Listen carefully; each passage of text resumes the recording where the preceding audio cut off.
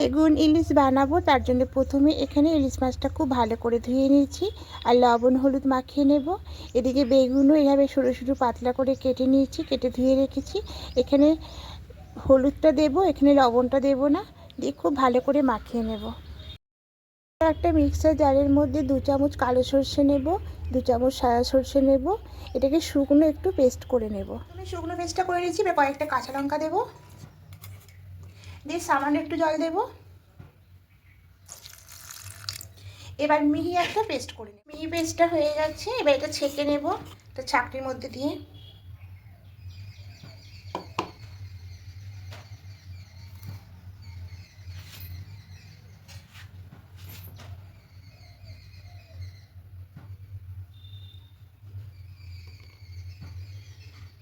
এইভাবে করে সবটা ছেঁকে নেব।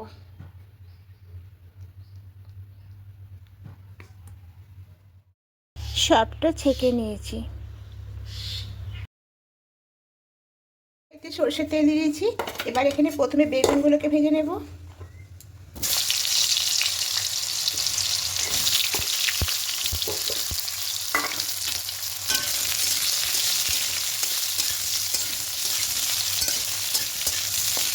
বেগুনগুলো লাল লাল করে ভেজে নেব। ভাজা হয়ে গেছে, তুলে নেব।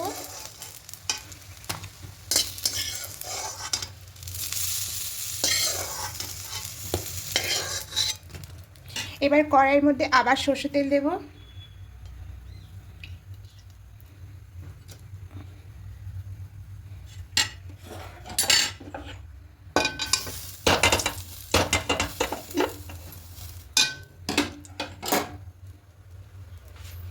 এবার একে একে মাছগুলো দিয়ে দেব।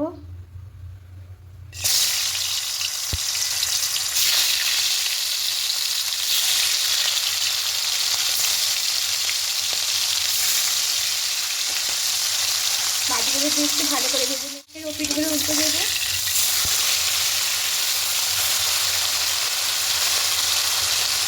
মাছগুলো বেশ লাল করে ভাজা হয়ে তুলে নেব।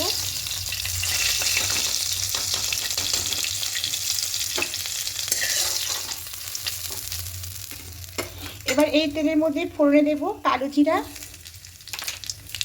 আর 3টে কাঁচা চেরা কাঁচা লঙ্কা দেব।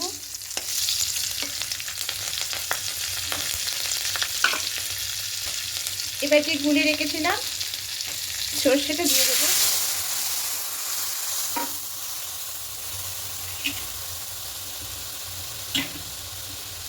সর্ষের বাটি ধুয়ে জলটা দিয়ে দেবো। লবণটা দেব আর সামান্য একটু হলুদ গুঁড়ো দেব।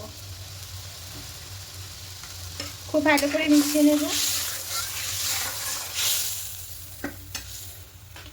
এবার একটু ঝোলটা ফুটতে শুরু করে দিয়েছি। এবার ইলিশ মাছ আর বেগুনটার সঙ্গে দিয়ে দেব।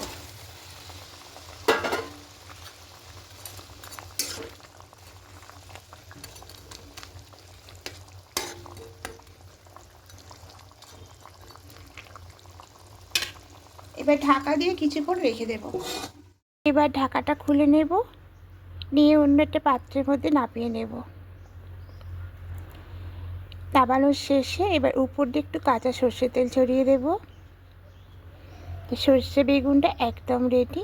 যদি বন্ধুরা আমার রেসিপিগুলো ভালো লেগে থাকে অবশ্যই কমেন্টে জানাবেন, একটা লাইক করে দেবেন।